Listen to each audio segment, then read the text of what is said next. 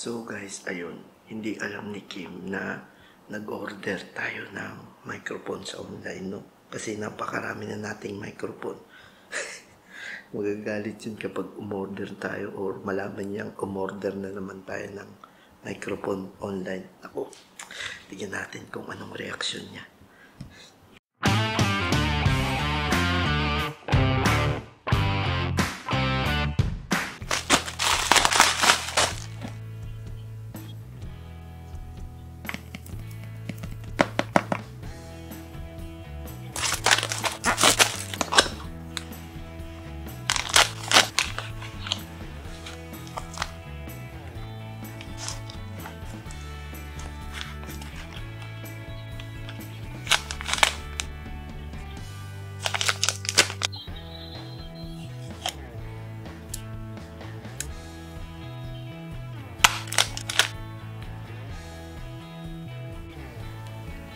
Boy, may papakita ko sa'yo.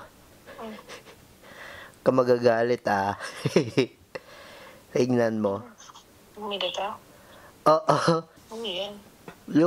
Yung gusto kong mic.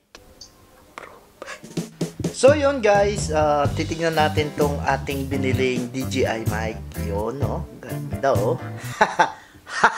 Ang ganda. So, ngayon guys, bumili na tayo ng medyo mahal na microphone. Binili ko kasi nakita ko may sale. So, alam nyo kung saan ko siya binili? Binili ko siya dito sa application na tawag ay Noon. Ito ay Noon application. Based on Dubai ata to. Or based in Dubai ata tong mali-mali pa yung grammar. Kaya ayaw ko nag-i-English mali-mali yung grammar So, based on Dubai yung based on or in?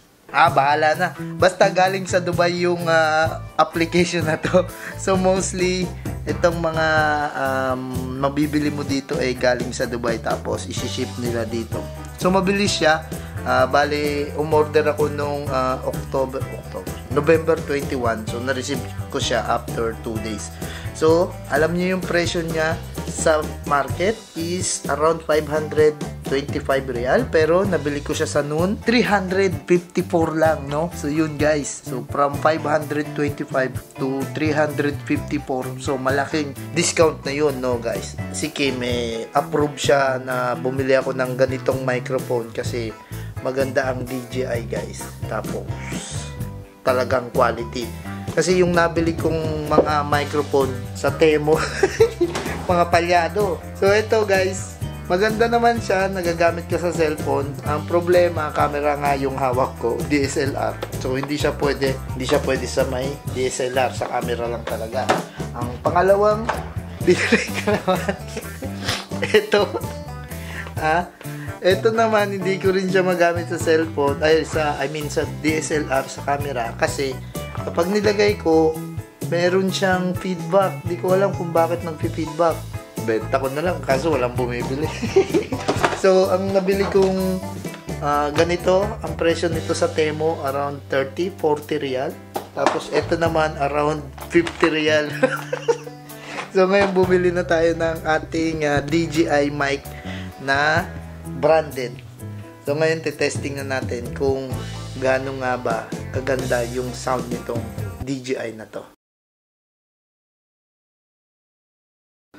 So, ngayon guys, ipagko-compare natin yung audio nitong camera ko, itong microphone, yan, at itong DJI wireless mic, no?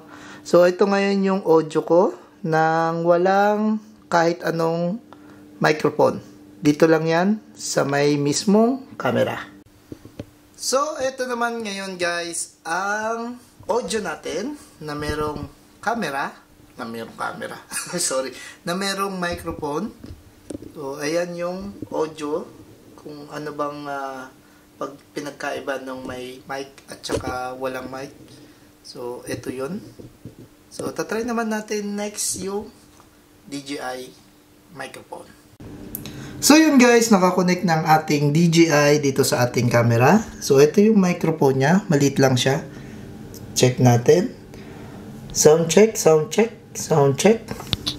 Sound check, sound check, sound check. So, pwede mo siyang idikit dito sa may damit mo. So, ito yung sounds natin kapag nakadikit yung transmitter doon sa ating damit. Sound check, sound check. Testing naman natin ngayon kung ano ang audio ng dalawang microphone. So, yun guys, dalawa na yung ating microphone. Meron na tayo dito sa kaliwa at saka sa kanan. Sound check na natin. Sound check, sound check. Sound check.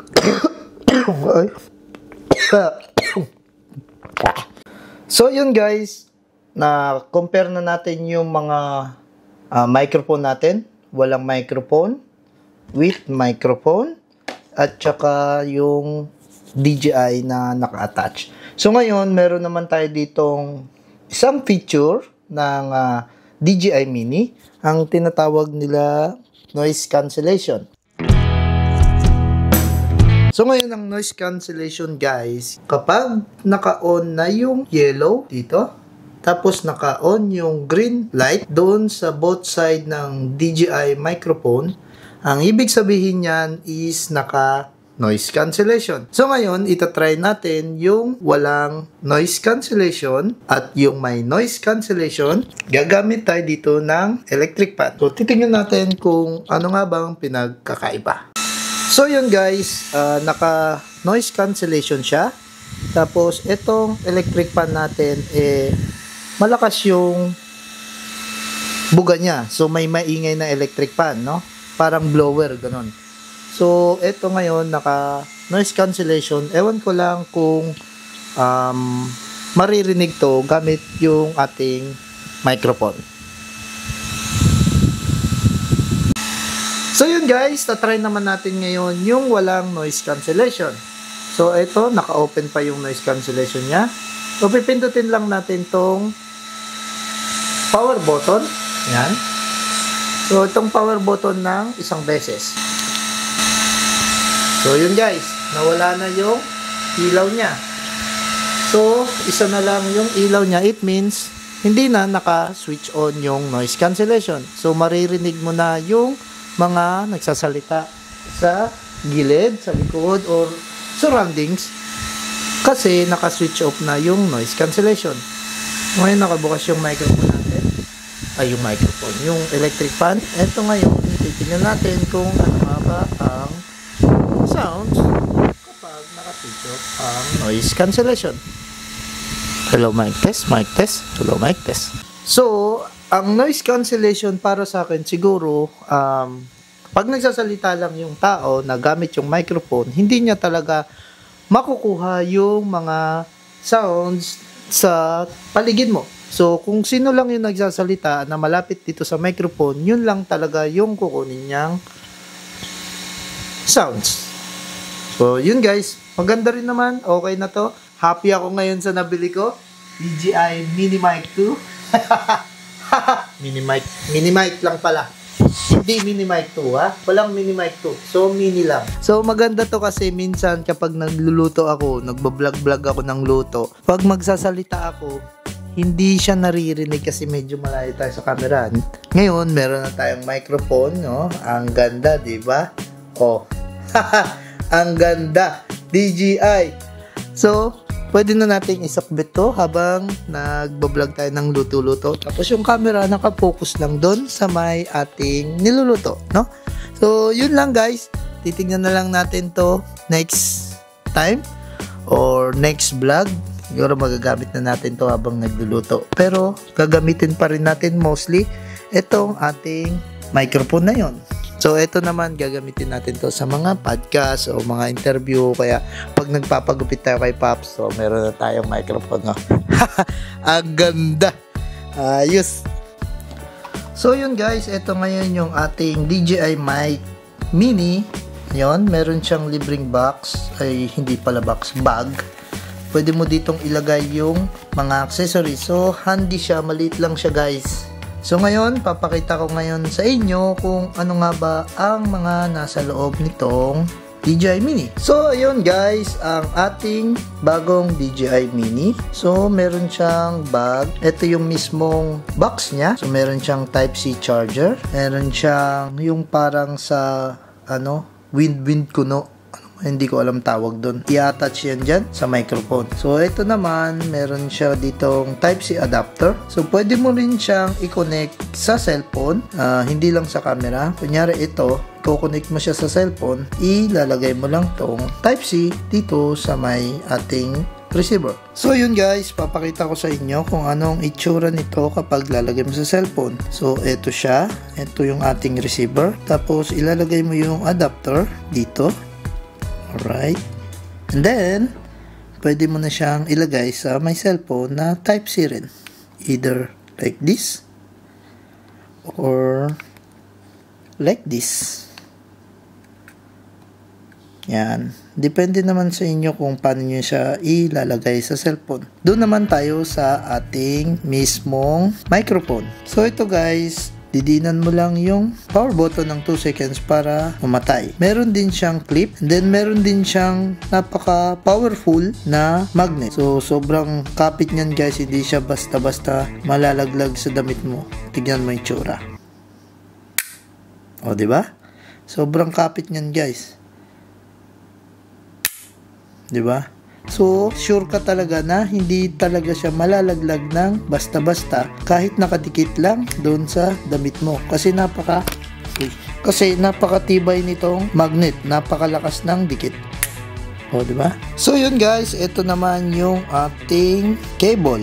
Ito yung ilalagay natin doon sa mismong camera para mag-connect siya doon sa ating mga DSLR. So, hindi ko lang sure guys kung pwede ba itong Type-C na ilagay dito sa may DSLR camera kasi baka hindi siya mag-connect. So, mas maganda ilagay itong cord, no? So, yun guys, meron lang siyang konti lang talaga. Box lang, bag, charger, tapos yung mismong receiver. So, hindi ko lang alam guys kung para saan itong adjustan na to.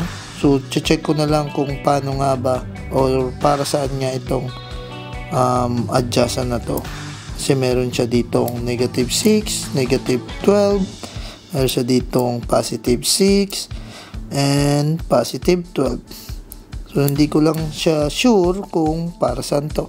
So, ngayon, try mong i-connect ngayon yung ating microphone. Power button din, hold ng 2 seconds or press mo ng 2 seconds. So, ngayon, lalabas yung ilaw niya. So, it means naka-connect na siya dito. So, ngayon, bakit dalawa to? Kasi, meron siyang isa pa. So, meron tayong mic 1 and mic 2. So, kapag umilaw na yung lahat, connected na siya. So, itong ating mic 1, ito ang ating mic 2. So, yun lang guys. Ingat nga lang pala kayo dito, no? Kasi maliit lang talaga siya. So, ingat lang din kayo itong ating cover nito na wag iwawala. Kasi kung ano pa yung pinakamaliit dyan, ayun pa yung pinakamahal. So, yun lang guys. Okay na ang ating microphone. Meron na naman tayong nadagdag sa ating vlogging kit. Viewers na lang ang kulang.